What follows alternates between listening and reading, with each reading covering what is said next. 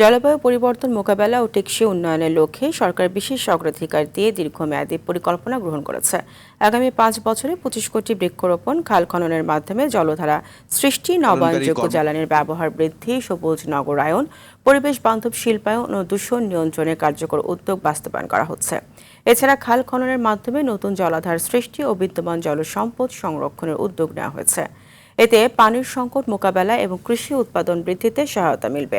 নবায়নযোগ্য জ্বালানির ব্যবহার বাড়ানোর লক্ষ্যে সৌর ও বায়ুশক্তি ভিত্তিক প্রকল্প সম্প্রসারণ করা হচ্ছে। একই সঙ্গে সবুজ নগরায়ন, পরিবেশ বান্ধব শিল্পায়ন এবং দূষণ নিয়ন্ত্রণে কার্যকর পদক্ষেপ গ্রহণ করা হয়েছে।